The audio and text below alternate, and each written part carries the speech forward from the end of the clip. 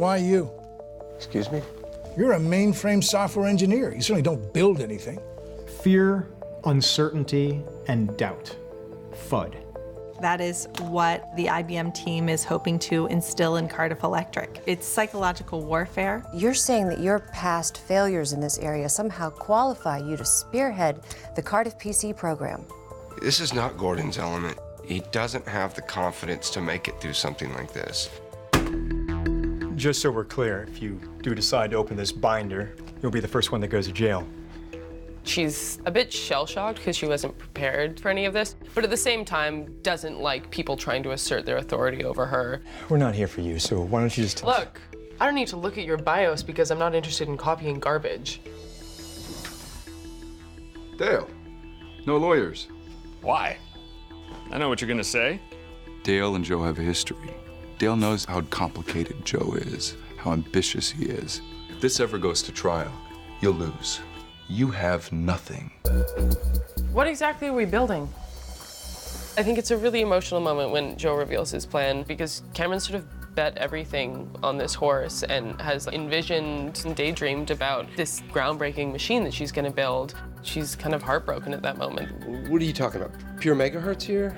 These are the things that really get Gordon excited. And 2 times fast, half the price. If this is a challenge, I'll take it. We could crank up the crystal.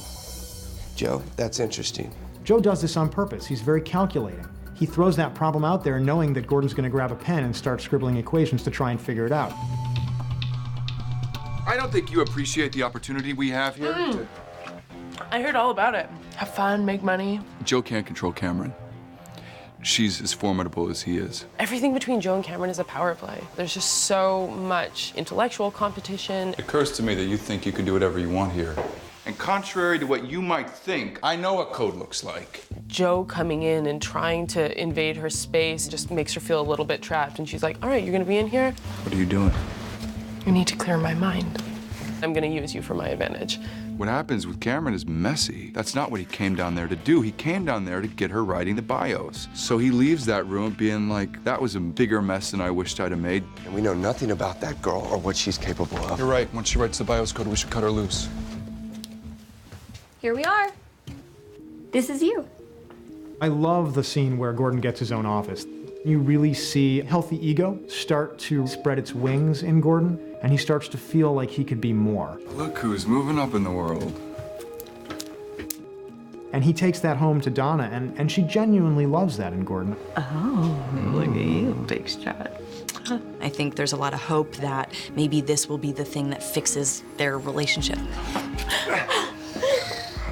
Maybe this will be the thing that lets him be more present at home with her and the girls. What's happening? We just lost Granger to IBM. We're being raided. Let me help. I know this business. Well, son, this is about relationships. It's something you wouldn't understand.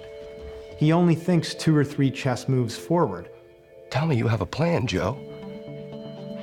He's not a master manipulator in that sense. Wow. That's the first time that Gordon realizes that he's still kind of figuring it out too. He's making things up. You were just pretending. He's really taking bigger risks, and that starts to make Gordon very, very nervous. With Joe McMillan, there's a very thin line between reality and magic.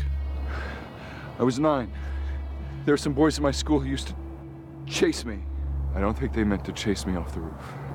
Are the events false? Possibly. But he opens his heart to them. Tomorrow, I will show up at 7 a.m., and I will keep going. Something tells me you both need this just as much as I do.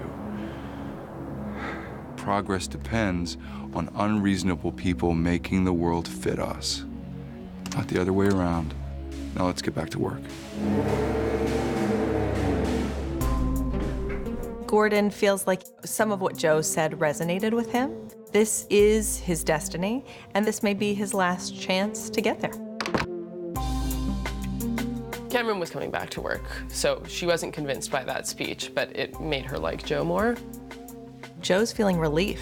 He has these very fragile alliances with both Gordon and Cameron, and he's been able to keep them showing up for work.